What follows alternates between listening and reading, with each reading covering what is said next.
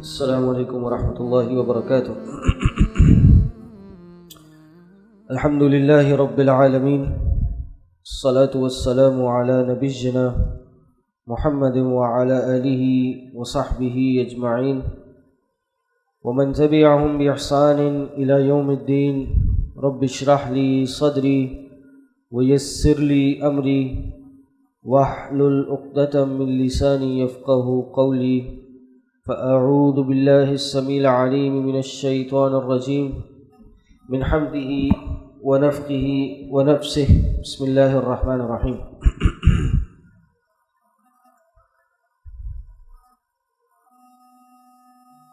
إن الذين جاءوا بالإفك عصبة منكم لا تحسبوه شرا لكم بل هو خير لكم۔ سورہ نور کی آپ نے تلاوت سنی تھی، اور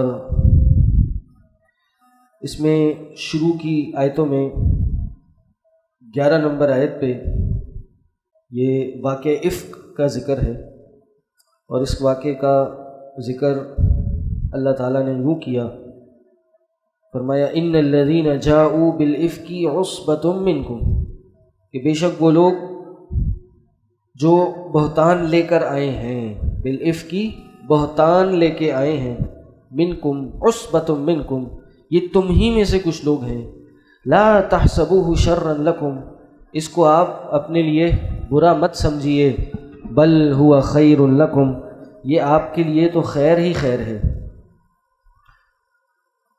افک جھوٹ کو بولا جاتا ہے، بہتان کو بولا جاتا ہے، اور یہ اس کا تعلق واقعہ افک سے ہے، وہ واقعہ جس پہ اللہ کے نبی صلی اللہ علیہ وسلم کی زوجہ محترمہ ام المومنین ام عائشہ پہ برائی کا بہتان لگا تھا، اور یہ جھوٹ مدینہ میں عام ہو چکا تھا۔ یہ واقعہ بیان جو ہمیں کیا ہے وہ خود ام عائشہ نے کیا، اور سورہ نور میں اس کا ذکر ہے، اور اس کے بعد 2-3 مسلمانوں کو جو اس میں انوالو ہوئے ان کو جھنجھوڑا ہے اللہ نے۔ وہ کیسے جھنجھوڑا ہے وہ اس کو ہم بعد میں بیان کریں گے، لیکن میں آپ کے سامنے یہ واقعہ پیش کرنا چاہتا ہوں، اور یہ واقعہ خود ام المومنین ام عائشہ نے اپنی زبانی بیان کیا ہے، اور یہ صحیح بخاری کے اندر موجود ہے، اور امام زہری رحمہ اللہ نے کئی طرق اس کے جمع کیے ہیں، اور اس کے بعد یہ واقعہ بیان کیا ہے۔ یہ واقعہ بیان کرنے کا مقصد کیا ہے؟ ظاہر ہے ایک تو یہ واقعہ ہوا، اور اتنی بڑی ابتلا تھی، اتنی بڑی آزمائش تھی جو نبی علیہ السلام کے اور حضرت ابو بکر کے گھر پہ ہوئی۔ ایک تو یہ وجہ ہے ہمارے علم میں ہونا چاہیے، اور دوسرا کہ یہ واقعہ جب ام عائشہ نے بیان کیا ہے تو یہ واقعہ حیا اور اعلیٰ اخلاق کا ایک بہترین مظہر ہے۔ جس طرح ام عائشہ نے اس واقعے کو ہمیں نریٹ کیا ہے، اس سے اندازہ ہوتا ہے کہ کیسا ایک اعلیٰ اخلاق ہونا چاہیے، صحابہ کی معاشرت آپس میں کیسی ہوا کرتی تھی، اور ان میں حیا کتنی پائی جاتی تھی، کتنی حیا اس معاشرے میں موجود تھی، صحابہ کے درمیان کتنی حیا ایگزسٹ کیا کرتی تھی۔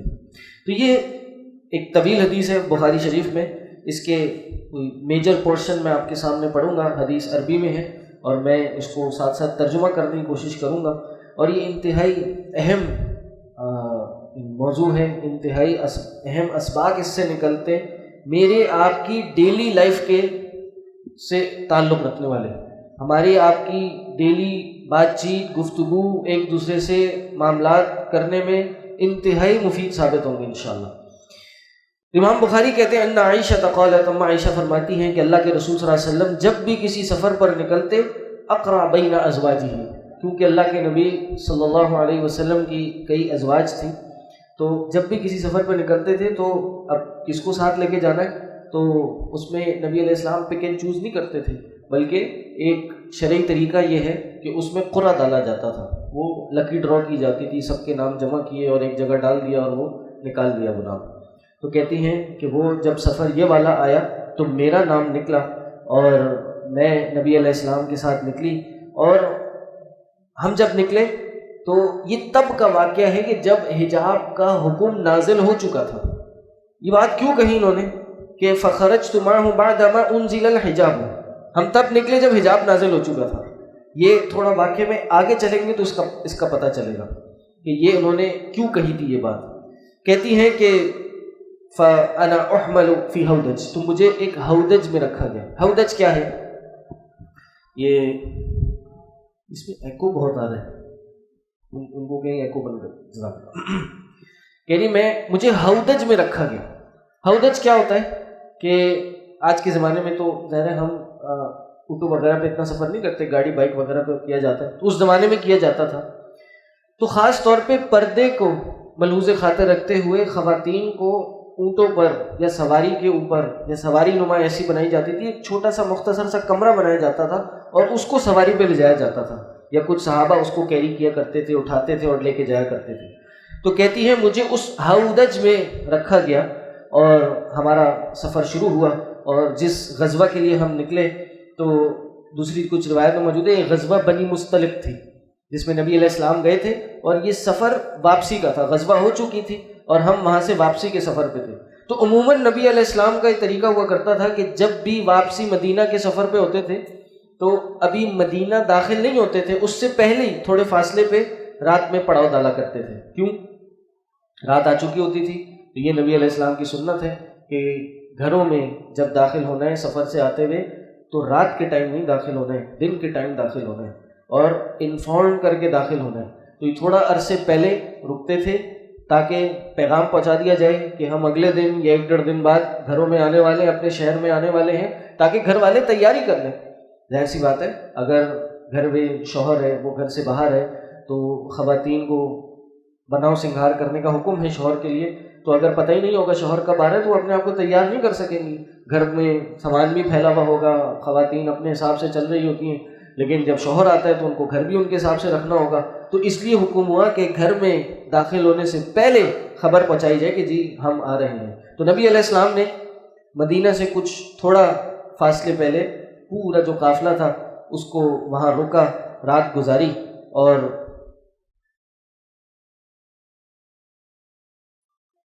رات گزاری. تو اماں عائشہ کہتی ہیں کہ ابھی میرا ہودج اٹھا کے رکھ دیا گیا تھا اور میں کسی کام سے یعنی قضاء حاجت سے اس ہودج سے نکلی اور تھوڑا آگے گئی.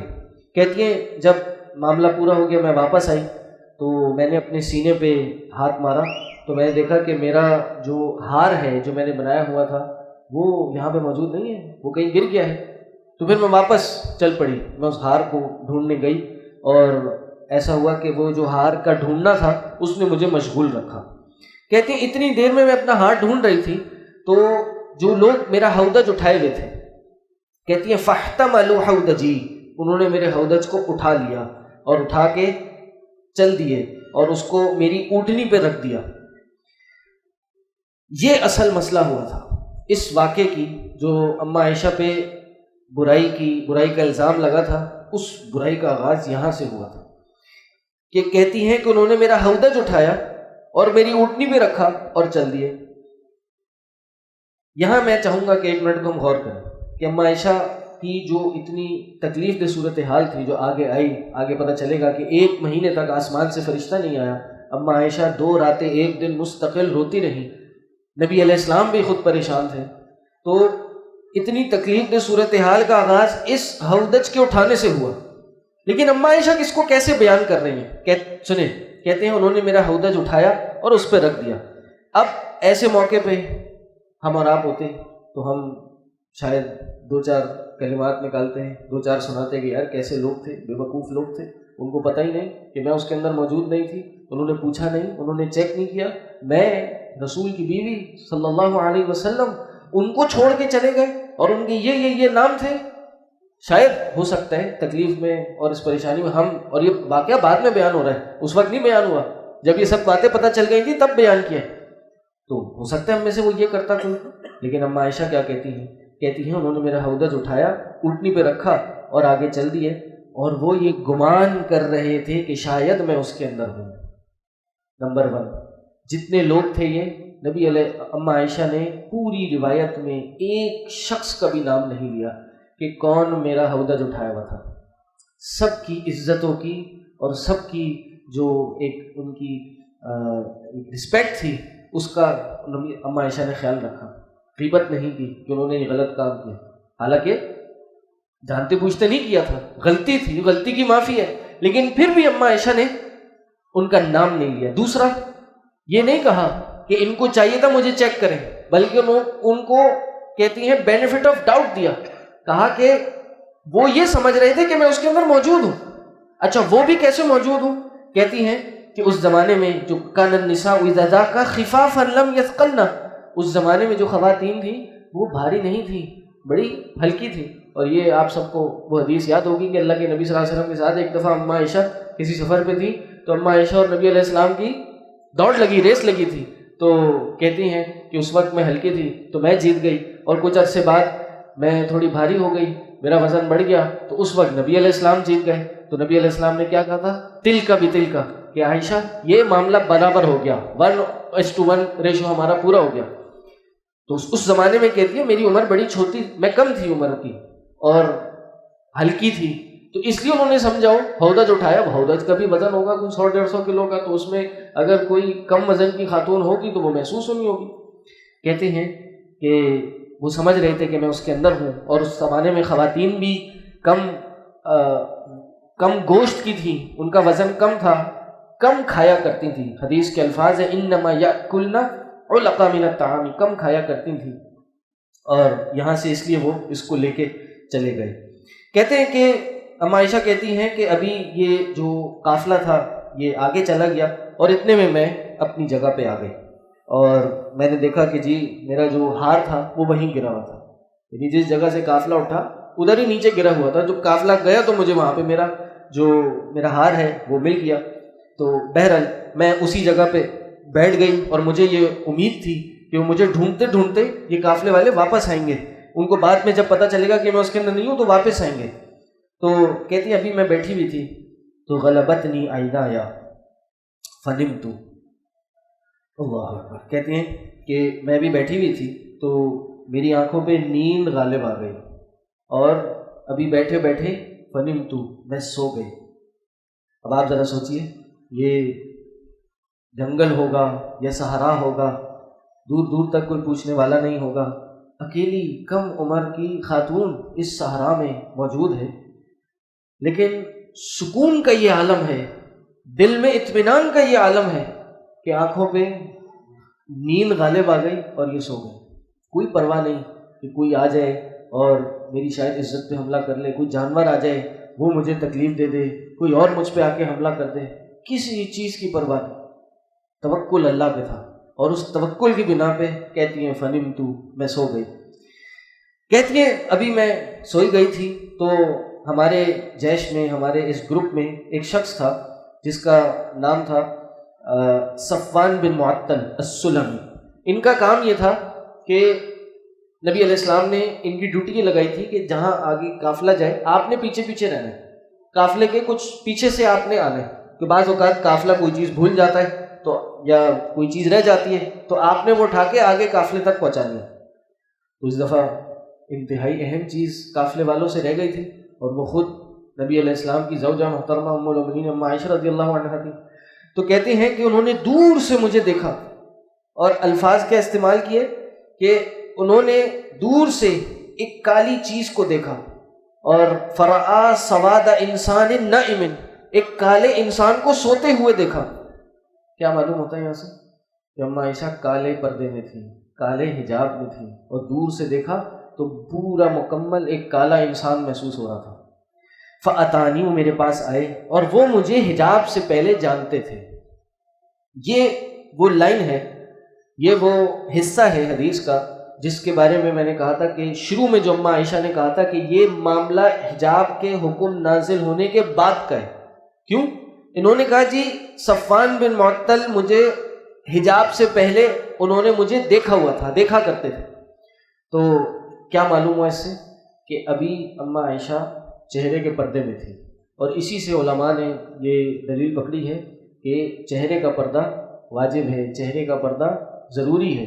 یہ اختلاف ہے، بعض علماء نے اس کو واجب نہیں کہا بلکہ بہت زیادہ تاکید شدہ کہا ہے، اس روایت سے یہ معلوم ہوتا ہے کہ حجاب کے بعد یہ حکم نازل ہوا، اور صفوان بن معطل نے مجھے حجاب سے پہلے دیکھا ہوا تھا، یعنی حجاب کا حکم نازل ہونے کے بعد صحابہ نے خواتین کو نہیں دیکھا تو پہچان نہیں سکتے تھے، لیکن چونکہ یہ سو رہی تھی تو ہو سکتا ہے وہ حجاب سونے کی حالت میں تھوڑا سا چہرے سے ہٹ گیا ہو، تو وہ آئے اور انہوں نے اپنی زبان سے صرف ایک کلمہ نکالا، انا للہ و انا الیہ راجعون۔ کوئی سلام نہیں، کوئی بات چیت نہیں، صرف یہ کلمہ نکالا۔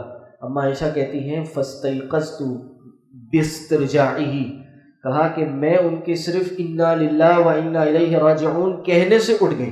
اس طرح انہوں نے جب یہ زبان سے کلمہ نکالا، اور کہتے ہیں یہ کہتے ہی انہوں نے اپنی اونٹنی کو نیچے بٹھایا اور اپنے ہاتھ نیچے رکھے، اور یہ میسج کلیئر تھا کہ ہاتھ نیچے کیوں رکھے؟ تاکہ میں اس پہ پاؤں رکھوں اور اونٹنی پہ چڑھ جاؤں۔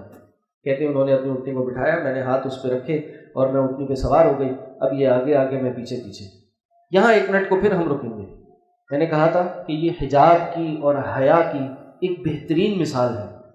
پہلے ہودج کی کیا مثال تھی کہ ہودج پہ سوار ہونے کا، نکلنے کا، رکنے کا پروٹوکول یہ تھا کہ کوئی پروٹوکول نہیں تھا، نہ پوچھنا تھا کہ اندر ہے یا نہیں ہے، نہ کوئی کھٹکانے سے کوئی سگنل دینا کا طریقہ کار تھا، بس حیا ایسی تھی کہ بات تک نہیں کرنا ہے۔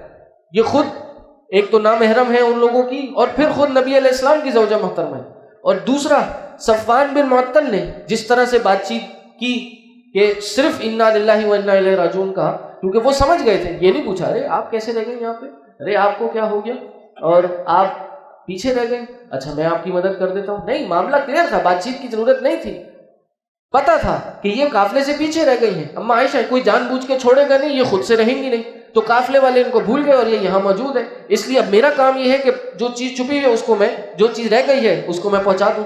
تو فوراً اپنی اونٹنی کو بٹھایا اور آگے چل کے کوئی گفتگو نہیں کی۔ اما عائشہ کہتی ہے کوئی اس کے بعد بات چیت نہیں ہوئی۔ کہتے ہیں چل کے اس نے مجھے فانطلق یقود بی الراحلہ، وہ راحلہ وہ اس اونٹنی کے آگے آگے تھے، میں اس کے اوپر سوار تھی، یہاں تک کہ ہم جیش پہ، جو جیش تھا، قافلہ تھا، اس پہ پہنچ گئے اور ہم مدینہ میں داخل ہو گئے۔ پھر کہتی ہیں فَهَلَكَ مَنْ هَلَكَ، کہا ہلاک ہو گیا جو ہلاک ہوا تھا۔ کیا مطلب کہ جس نے یہ افک، یہ جھوٹی باتیں مدینہ میں پھیلائی تھی وہ پھیلا چکا تھا ہمارے پہنچنے سے پہلے، اور اما عائشہ نے اس کو تعبیر کس چیز سے کیا؟ ہلاکت سے، کہ جو یہ بہتان باندھنا ہے اور یہ نمیمہ ہے، چغل خوری ہے، غیبت ہے، ایک کی بات دوسرے کو بتانا، یہ کیا ہے؟ یہ ہلاکت ہے۔ ہاں ہلاکا من ہلاکا، وہ ہلاک ہو چکا جس نے یہ بات پھیلائی تھی۔ اور کہتے ہیں سب وکان الذی تولی الافک، جس نے اس بہتان کی بنیاد ڈالی تھی وہ کون تھا؟ عبداللہ بن ابی بن سلول، یہ منافقین کا سردار جو مسلمانوں کی صفوں میں داخل تھا اور ہر دفعہ اللہ کے نبی صلی اللہ علیہ وسلم کو جہاں موقع ملتا تھا ایذا پہنچایا کرتا تھا۔ بہرحال کہتی ہیں میں مدینہ داخل ہو گئی، اور اتفاق کی بات یہ تھی کہ 1 مہینہ میں بیمار رہی اور لوگ آپس میں یہ باتیں کرتے رہے، اور میری بیماری جو تھی وہ اس کی وجہ سے میں نبی علیہ السلام کو نہیں دیکھ سکی۔ میں نے نبی علیہ السلام سے اس طرح کا جو ایک برتاؤ تھا جو مجھ سے وہ میری بیماری کی حالت میں کیا کرتے تھے، جو پیار محبت وہ مجھے اس کا اظہار کرا کرتے تھے بیماری کی حالت میں نے دیکھا وہ نہیں ہو رہا میرے ساتھ۔ یہ کیا ہو رہا ہے؟ اب یہاں پہ ایک بات غور کیجیے، مدینہ والے یہ باتیں کر رہے ہیں اور اتنی بڑی بات ہو رہی ہے، اللہ کے نبی صلی اللہ علیہ وسلم 1 مہینے تک اپنی زوجہ کے پاس جا کر یہ نہیں پوچھ رہے کہ یہ باتیں مشہور ہیں، ذرا اس کی حقیقت تو بتا دو تم۔ کیوں نہیں پوچھی؟ کیونکہ وہ بیمار تھی، پہلے ہی وہ کمزوری کی حالت میں تھی، یہ سوال پوچھ کے ان کو اور کمزور نہیں کر سکتے تھے۔ یہاں سے کیا پتہ چلتا ہے کہ شوہر کو بیوی کا اس کی بیماری میں، اس کی کمزوری کی حالتوں میں اس کا خیال کرنا چاہیے، اگرچہ معاملہ یہ اتنا بڑا ہی کیوں نہ ہو۔ کہتی ہیں کہ بس میں نے کیا دیکھا، دیکھیں وہ تبصرہ کیا کر رہی ہیں، کہہ رہی ہیں کہ میں نبی علیہ السلام کو میں نے نبی علیہ السلام کو اس طرح نہیں پایا جس طرح وہ بیماری میں میری خدمت کیا کرتے تھے، بس میں نے یہ نہیں پایا۔ کہتی ہیں کہ وہ مجھ پہ داخل ہوتے اور وہ پوچھتے کئی فتیکم، کیسی ہیں آپ، اور مجھے نہیں پتا کہ ایسا کیا معاملہ ہو گیا تھا۔ اور کب پتہ چلا؟ ابھی 1 مہینہ گزر گیا، 1 مہینے بیمار پڑی ہیں، کسی نے آ کے، نہ والدین آئے، نہ کوئی دوست آئی، نہ کسی نے آ کے یہ بات کہی، نہ اللہ کے نبی صلی اللہ علیہ وسلم نے بات کہی. کہتی ہیں آتے رہے گھر میں، سلام دعا کرتے رہے، حالت پوچھتے رہے، لیکن اس کا تذکرہ کبھی نہیں کیا. یہاں تک کہ ایک دفعہ ذرا طبیعت کچھ بہتر ہوئی تو میں اور ام مستح ہم ذرا قضاء حاجت کے لیے تھوڑا دور گئے. اما عائشہ کہتی ہیں کہ اس زمانے میں ذرا جو واش روم کے ایریاز تھے وہ تھوڑا دور ہوا کرتے تھے، تو ہم وہاں کے لیے نکلے اور ابھی رستے میں ہی جا رہے تھے تو ام مستح کا نا پاؤں کسی چیز میں پھنسا یا ان کو ٹھوکر لگی. تو ام مستح کا کیا مطلب ہوتا ہے؟ مستح کی والدہ، یہ مستح کی والدہ ہے. تو انہوں نے کہا کہ جیسی کو پاؤں میں کوئی چوٹ لگی تو انہوں نے کہا تعیس مستح، کہ برباد ہو جائے مستح. یہ عائشہ جی کہتی ہیں بئس ما قلتی، کتنی بری بات آپ نے کہی ہے، حالانکہ اپنے بیٹے کو برا بھلا بول رہی ہیں، اپنی ذاتی جو سگی اولاد ہے اس کے بارے میں یہ بات بول رہی ہیں. کہتی ہے اما عائشہ جواب میں کہتی ہے آپ نے کتنی بری بات بول دی. اتسبین رجلا شہید بدرا، آپ اس شخص کو جس نے بدر میں شرکت کی ہے اس کو برا بھلا بول رہی ہیں آپ. یعنی جو شخص بدر میں شہید ہو گیا اس کا مقام کوئی ہلکا مقام نہیں ہے، وہ شخص عام شخص نہیں ہے، وہ صحابی عام صحابی نہیں ہے. کہا اس کو آپ برا بھلا بول رہی ہیں. جواب میں کہتی ہیں یا ہنتا ہو الم تسمعی ما قالوا، کہ عائشہ تمہیں نہیں پتا کہ ان لوگوں نے تمہارے بارے میں کیا کچھ کہہ دیا ہے. کہتی ہے اس دن کچھ نہ کچھ پتہ چلنا شروع ہوا. پھر ام مستح نے ان کو بتایا فاخبرتنی بقول اہل الافک، مجھے اہل افک کے بارے میں بتایا کہ انہوں نے کیا کیا برائیاں میرے بارے میں کی ہیں. فزدت مرضا علی مرضی، تو میں اپنی بیماری میں اور بڑھ گئی، میری بیماری اور اس میں اضافہ ہو گیا. کہتی ہیں پھر جب میں اپنے گھر گئی تو اللہ کے رسول صلی اللہ علیہ وسلم میرے گھر میں داخل ہوئے اور پہلی چیز جو ہوئی انہوں نے مجھے سلام کیا، پوچھا کیف تیکم. جواب میں نے کہا مجھے اجازت دیجیے میں اپنے والدین کے گھر چلی جاؤں، کیونکہ میں یہ چاہتی ہوں کہ میں اپنے والدین سے اس کی تصدیق کروں. شوہر تھے، شوہر سے ظاہر اس معاملے میں انہوں نے نہیں بہتر سمجھا کہ ان سے پوچھیں، بلکہ انہوں نے کہا کہ میں والدین سے جا کے یہ بات پوچھوں گی. تو کہتی ہیں مجھے نبی علیہ السلام نے اجازت دی. یہاں سے بھی پتہ چلتا ہے کہ بیوی جب اپنے میکے جانے کی اجازت مانگے، خاص طور پہ بیماری اور تکلیف کی حالت میں، شوہر کو زیادہ سختی نہیں کرنی چاہیے. یہ عورت کا حق ہے کہ وہ اپنے والدین سے ملاقات کرے. آج اکثر یہ باتیں سننے میں آتی ہیں کہ مرد جو ہیں وہ خواتین پہ سختی کرتے ہیں اور کئی مہینے اپنے والدین کے طرف جانے نہیں دیتے کہ یہ کہ جی تمہارا ان پہ کیا حق ہے، اصل حق تو شوہر کا ہوتا ہے، شوہر کے والدین کا ہوتا ہے. نہیں، ماں باپ کا اس سے تعلق ہے، بچپن اس نے ان کے ساتھ گزارا ہے، زندگی وہ ان کی زندگی ان کے گھر سے گزار کے آپ کے گھر آئیے، تو خاص طور پہ جب اجازت مانگے تکلیف کی حالت میں تو اجازت دینی چاہیے. اور ہاں، خواتین کو بھی اس کا ناجائز فائدہ نہیں اٹھانا چاہیے. اپنی ذمہ داریاں چھوڑ کے پتہ چلے اپنے میکے میں جا کے بیٹھ رہی ہیں، 2-3 دن وہاں گزار رہی ہیں ہر ہفتے میں، اور گھر پہ ہر چیز ڈسٹرب ہو رہی ہے. نہیں، دونوں طرف سے اس کا خیال رکھنا چاہیے. کہتی ہیں کہ میں نبی علیہ السلام سے اجازت لے کے اپنے والدین کے گھر گئی اور میں نے اپنی والدہ سے کہا آپ کو پتہ ہے لوگ کیا کہہ رہے ہیں؟ آپ کو علم ہے اس کے بارے میں لوگ کیا باتیں کر رہے ہیں؟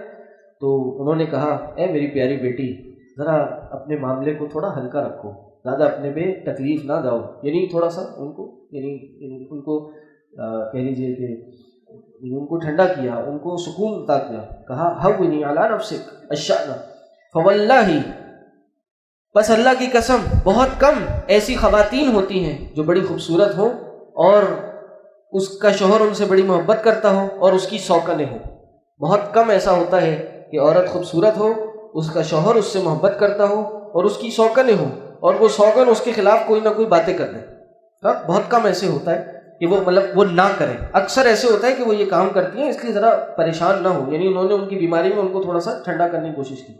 کہتی ہیں سبحان اللہ، لوگوں نے یہ باتیں کہی ہیں. کہتی ہیں میں نے وہ رات گزاری یہاں تک کہ صبح ہو گئی اور میری آنکھوں سے آنسو نہیں رکے.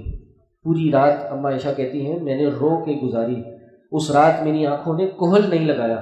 اس وقت اس زمانے کی خواتین کا یہ طریقہ کار ہوتا تھا کہ وہ رات کو سونے سے پہلے آنکھوں میں کحل سرما لگایا کرتی تھی.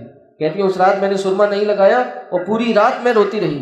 صبح ہوتی ہے تو اللہ کے نبی صلی اللہ علیہ وسلم لوگوں کو بلاتے ہیں، اسامہ بن زید کو، علی بن طالب کو، اور مختلف ان سے مشورے کرتے ہیں، یہاں تک کہ اماں عائشہ کی جو عورت غلام تھی حضرت بریرہ، ان کو بلایا، ان سے مشورہ کیا اور انہوں نے کہا کہ کیا آپ ان کے بارے میں کوئی بات جانتی ہیں جو آپ ان پہ عیب ڈال سکیں؟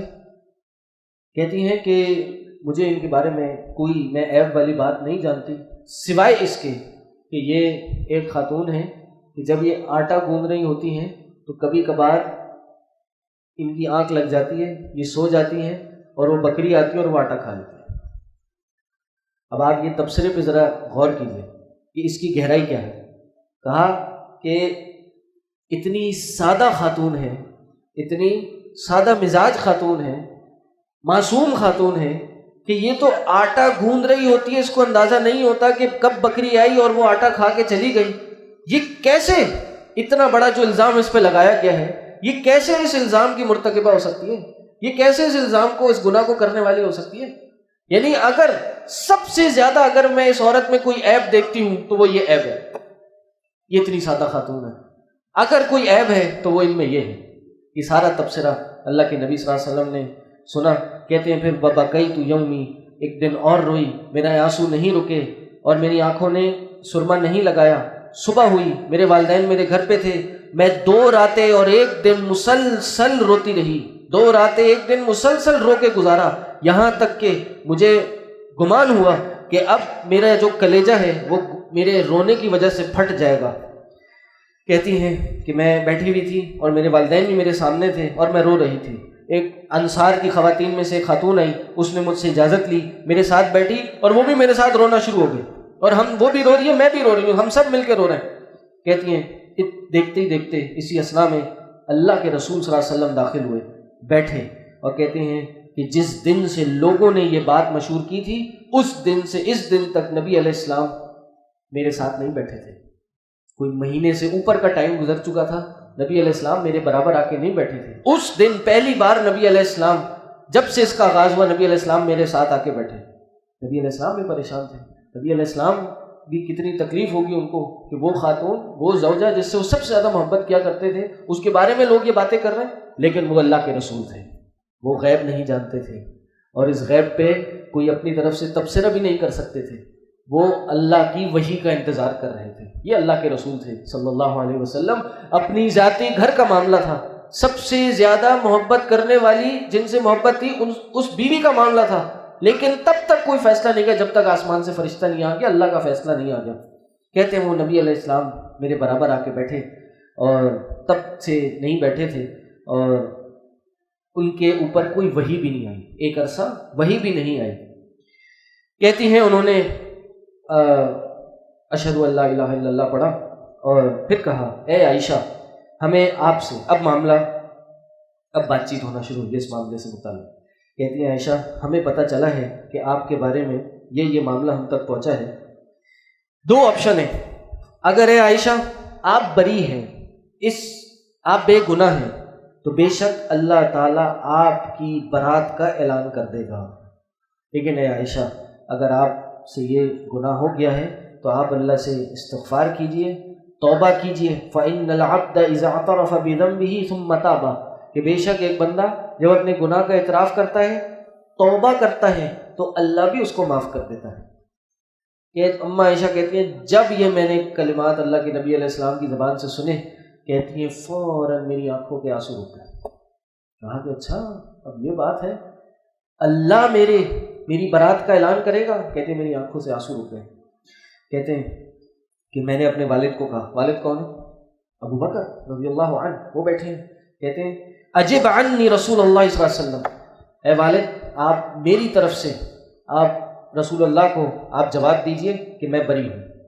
کہتے ہیں ابو بکر واللہ ما ادری ما اقول، کہا مجھے نہیں پتا میں اللہ کے رسول کو کیا کہہ سکتا۔ اب یہ بیٹی بیٹھی ہے، سامنے شوہر ہے، والد ہے، والدہ ہے، وہ ان کو کہہ رہی ہے میری طرف سے جواب دیں، لیکن کوئی کچھ کہہ نہیں سکتا۔ کتنی تکلیف کی حالت ہوگی، کتنا زیادہ ایک غم کا موقع ہوگا۔ والدہ کو کہا آپ میری طرف سے رسول اللہ کو جواب دیجئے، تو والدہ بھی کہتی ہیں مجھے نہیں پتا کہ میں اللہ کے رسول کو کیا کہوں۔ پھر کہتی ہیں کہ میں ایک چھوٹی عمر کی خاتون ہوں، کثرت سے قرآن نہیں پڑھتی، قرآن زیادہ نہیں پڑھتی، لیکن اللہ کی قسم اگر لقد علمتم انکم سمعتم ما یتحدث به الناس، مجھے پتہ ہے کہ لوگوں نے آپ کو کچھ باتیں بتائی ہیں اور اس کی آپ لوگ تصدیق کر چکے ہیں، اگر میں کہوں کہ میں بری ہوں، اللہ جانتا ہے کہ میں بری ہوں، تو پھر آپ اس چیز کی تصدیق نہیں کریں گے، لیکن اگر میں اس گناہ کا اعتراف کر لوں جب کہ میں بری ہوں، میں نے گناہ نہیں کیا ہے، تو واللہ یعلم انی بریہ، تو پھر آپ میری تصدیق نہیں کریں گے، آپ میری بات نہیں مانیں گے۔ اور اس موقع پہ میں کچھ بھی نہیں کہہ سکتی سوائے یوسف کے ابا نے جو کہا تھا۔ یوسف کے والد کون تھے؟ یعقوب، لیکن غم کی اتنی شدت تھی کہ ان کو یعقوب علیہ السلام کا نام ہی نہیں ذہن میں آیا۔ بات چیت کرتے ہوئے کہا میں آپ سے وہی کہوں گی، آج ابھی اس ٹائم پہ میں کچھ نہیں کہہ سکتی سوائے اس کے وہ جو ابو یوسف نے کہا تھا، کیا کہ فَصَبْرٌ جَمِيلٌ وَاللَّهُ الْمُسْتَعَانُ عَلَى مَا تَصِفُونَ، کہ اس موقع پہ صبر ہی ہو سکتا ہے، میں صبر ہی کروں گی اور اللہ مستعان ہے، اللہ مدد کرنے والا ہے اس چیز پر جو آپ لوگ ان کے ساتھ جوڑ رہے ہیں۔ اللہ اکبر۔ کہتی ہیں یہ بات کہہ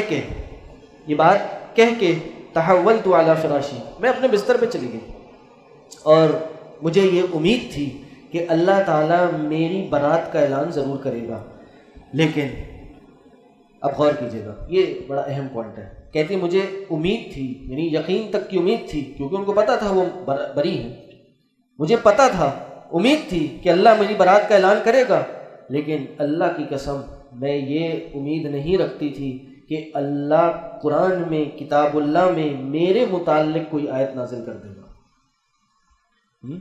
کہا میں اپنے نفس کو وَلَا أَنَا أَحْقَرُ فِي نَفْسِي مِنْ أَن يُتَكَلَّمَ بِالْقُرْآنِ فِي أَمْرِي، کہا میں اپنے نفس کو کمتر جانتی ہوں اس بات سے کہ قرآن میں ایسی کوئی آیت نازل ہو جو میرے بارے میں نازل ہو اور قیامت تک اس کی تلاوت کی جائے۔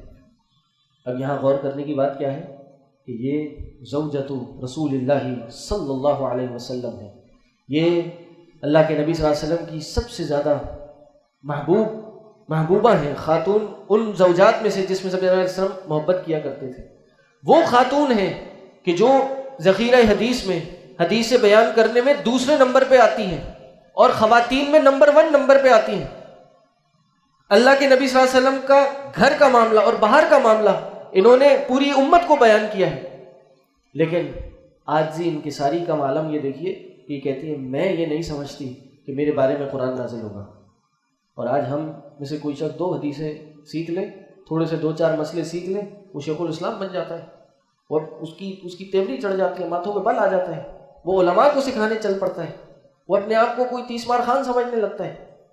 یہ اماں عائشہ ہیں، یہ نبی علیہ السلام کے گھر میں رہنے والی ہیں، نبی علیہ السلام کے ساتھ دن اور رات گزارنے والی ہیں، نبی علیہ السلام کے سامنے وحی آتی تھی، یہ سامنے موجود ہوتی تھی، ان پہ وحی آتی تھی، یہ وہاں بیٹھی ہوتی تھی، لیکن انہوں نے کہا کہ مجھے نہیں لگتا کہ میرے بارے میں یہ بات آئے گی۔ اس لیے انسان کو عاجزی انکساری کا پیکر ہر پل ہر دم ہونا چاہیے۔ کہتی ہیں کہ ابھی ہم بیٹھے ہی تھے، تھوڑا سا ہی مجھے یہ لگ رہا تھا کہ شاید نبی علیہ السلام کو کوئی خواب آئے گا، نبی علیہ السلام کے دل میں کوئی بات اتاری جائے گی، لیکن قرآن نہیں اترے گا۔ کہتی ہے ابھی کوئی مجلس برخاست نہیں ہوئی تھی، ابھی سب بیٹھے ہوئے تھے، نہ کوئی داخل ہوا نہ کوئی نکلا، اور میں دیکھتی ہوں اللہ کے نبی صلی اللہ علیہ وسلم پہ وہ کیفیت طاری ہونا شروع ہو گئی کہ جو وحی کے اترتے وقت داخل ہوتی ہے۔ نبی علیہ السلام پہ پسینے آنا شروع ہو گئے، ٹھنڈی رات میں بھی وحی کے موقع پہ نبی علیہ السلام کو پسینے آتے تھے۔ جیسی وہ کیفیت ختم ہوئی تو میں دیکھتی ہوں اللہ کے نبی صلی اللہ علیہ وسلم یضحک، ہنس رہے ہیں، مسکرا رہے ہیں۔ اللہ اکبر۔ کہتے ہیں پہلا کلمہ جو نبی علیہ السلام نے اپنی زبان مبارک سے ارشاد کیا، کیا کہا؟ میرے لیے کہا یا عائشہ احمد اللہ، اے عائشہ اللہ کی حمد بیان کیجئے، اللہ کا شکر ادا کیجئے، فقد براک اللہ، اللہ نے آپ کی برات کا اعلان کر دیا۔ اسی موقع کی وجہ سے ان کے بھانجے اماں عائشہ کے عروہ بن زبیر جذبات میں آ کے کہہ دیا کرتے تھے کہ یہ عائشہ جو ہیں، عائشہ زوجۃ النبی صلی اللہ علیہ وسلم، صدیقہ بنت صدیق، یہ صدیقہ ہیں، صدیق کی بیٹی ہیں، مبرأۃ من فوق 7 سماوات، 7 آسمان کے اوپر سے ان کی برات کا اعلان کیا گیا تھا، یہ ان کی صفات بیان کرتے تھے۔ کہتی ہیں کہ بس یہ بات کہی اور میں خوش ہو گئی، سب ظاہر ہے ایک عجیب ایک خوشی کا ماحول ہو گیا وہاں پہ۔ تو میری والدہ نے کہا کہ بیٹا چلو اب جاؤ، اب اللہ کے رسول صلی اللہ علیہ وسلم کے پاس جاؤ۔ لیکن یہ زوجہ تھی اور جیسے ایک محبت کرنے والی بیوی ہوتی ہے اور ان کا ایک محبت کا انداز ہوتا ہے کہ وہ تھوڑا سا انہوں نے ناخوشی کا اظہار کیا اور انہوں نے کہا کہ فقلت لا واللہ لا اقوم الیہ، کہا اللہ کی قسم میں ان کی طرف اٹھ کے نہیں جاؤں گی۔ یہ تھوڑا سا جس کو ہم اپنے زبان میں تھوڑا سا نخرے والا انداز کہتے ہیں، جو محبت سے بھرا ہوا ہوتا ہے اور اس میں کوئی گستاخی نہیں ہوتی۔ تو انہوں نے کہا کہ لا اقوم الیہ ولا احمد الا اللہ، اللہ کے سوا میں کسی کی تعریف نہیں بیان کروں گی۔ تو یہ ایک خوشی کا ان کو احساس ہوا اور کہتے ہیں اللہ نے یہ آیت نازل کر دی، وہی آیت جو میں نے شروع میں تلاوت کی تھی یا پڑھی تھی، ان الذین جاؤوا بالافک عصبۃ منکم، وہ لوگ جو اس افک کو بہتان کو لے کے آئے ہیں وہ آپ میں سے ہی کچھ لوگ ہیں، لیکن آپ اے عائشہ آپ ان کو حکم ہوا کہ لا تحسبوه شرا لکم، اس پورے واقعے کا حاصل کیا تھا؟ اے عائشہ آپ یا اے نبی کے گھر والے، اے صدیق اور صدیق کے گھر والے، ابو بکر کے گھر والے، لا تحسبوه شرا لکم، آپ اس کو شر برا مت سمجھیے، بلکہ یہ آپ کے لیے خیر لکم، یہ آپ کے لیے خیر ہے، یہ آپ کے لیے بہتر ہے۔ یعنی جو کام آپ کے لیے ہوا ہے یہ تو بہتر ہے، یعنی اگر یہ تکلیف پہنچی ہے، یہ آزمائش پہنچی ہے، یہ تو آپ کے گناہوں کا کفارہ ہے، یہ آپ کے درجات کی بلندی کا سبب ہے، اس لیے اس کو خیر ہی سمجھیے، بہتر ہی سمجھیے۔ اور اگلی آیت میں فرمایا کہ لولا اذ سمعتموہ ظن المؤمنون والمؤمنات بانفسہم خیرا، باقی لوگوں کو یہ حکم ہوا کہ کیوں نہیں، جب آپ نے یہ گمان یہ جھوٹ لوگوں کا سنا تھا تو آپ نے یہ کیوں نہیں کہا؟ سمعتموہ ظن المؤمنون والمؤمنات بانفسہم خیرا، آپ نے اچھا گمان کیوں نہیں کرا؟ آپ کہہ دیتے کہ یہ جو تم کہہ رہے ہو یہ جھوٹ ہے، ایسا ہو نہیں سکتا، ہمارا گمان ہے کہ ہمارا اچھا گمان ان نبی علیہ السلام کے گھر والوں کے ساتھ ہے، یہ کیوں نہیں کہا آپ نے؟ وقالوا ھذا افک مبین، اور یہ کیوں نہیں کہا کہ یہ تو صریح بہتان ہے؟ یہاں سے یہ پتہ چلتا ہے کہ جب بھی کوئی کسی کی برائی لے کے آئے تو پہلے اس مسلمان بھائی کو ڈیفینڈ کرنا چاہیے، اور یہ مجھے پتہ ہے یہ تھوڑا مشکل کام ہے، بدگمانی ہمارے یہاں بڑی عام ہے اور بدگمانی ہی تمام برائیوں کا آغاز ہوتی ہے۔ اس لیے نبی اللہ تعالیٰ نے قرآن میں فرمایا اجتنبوا کثیرا من الظن، کہ بہت زیادہ برے گمان سے بچو، کیوں؟ فإن بعض الظن اثم، کہ جو بعض گمان ہوتے ہیں یہ گناہ ہوتے ہیں، اس لیے فرمایا ایاکم والظن، برے گمان سے بچا کرو۔ تو اس لیے یہ واقعہ ہر اعتبار سے ہمارے لیے اور آپ کے لیے سیکھنے کے لیے ایک بہترین مثال ہے۔ اس کے بعد واقعے میں ایک چھوٹا سا حصہ اور ہے کہ حضرت ابوبکر نے اس مستاح جنہوں نے یہ باتیں کہی تھی ان کا جیب خرچ باندھا کرتے تھے، تو انہوں نے سزا کے طور پہ کہ اس نے میرے گھر والوں کے بارے میں بات کہی ہے، سزا کے طور پہ ان کا جیب خرچ بند کر دیا۔ تو آسمان سے جبریل آ گئے، اللہ نے وحی نازل کر دی کہ اے ابوبکر، نام نہیں لیا، کہا کہ وَلْيَعْفُوا وَلْيَصْفَحُوا أَلَا تُحِبُّونَ أَن يَغْفِرَ اللَّهُ لَكُمْ، اے ابوبکر آپ درگزر سے کام لیجئے، آپ معافی سے کام لیجئے، کیا آپ نہیں پسند کرتے کہ اللہ آپ کے گناہ معاف کر دے؟ تو اگر آپ یہ پسند کرتے ہیں کہ اللہ آپ کی خطاؤں کو، آپ کی غلطیوں کو معاف کر دے، تو آپ بھی مخلوق کی خطاؤں کو معاف کیجئے۔ تو ابوبکر نے پھر ان کا جیب خرچ جاری کر دیا، اور اس طرح سے یہ واقعہ مکمل ہوا۔ اللہ کے نبی صلی اللہ علیہ وسلم کے گھرانے پہ جو 1 مہینہ 1.5 مہینہ ایک مصیبت، ایک آزمائش آئی ہوئی تھی، وہ ایک خوشی کی طرح خوشی میں تبدیل ہوئی، اور اللہ تعالیٰ نے اماں عائشہ کے بارے میں اور ان لوگوں کے بارے میں جنہوں نے تکلیف اٹھائی، انہوں نے کہا کہ اس کو برا مت سمجھیں، یہ آپ کے لیے خیر تھا۔ اللہ سے دعا ہے اللہ تعالیٰ ان سب باتوں سے ہمیں نصیحت پکڑنے کی اور اپنی زندگیوں میں امپلیمنٹ کرنے کی توفیق عطا کرے۔ وآخر دعوانا الحمدللہ رب العالمین، سبحانک اللہم وبحمدک، اشہد ان لا الہ الا انت، استغفرک واتوب الیک۔ السلام علیکم ورحمۃ اللہ وبرکاتہ۔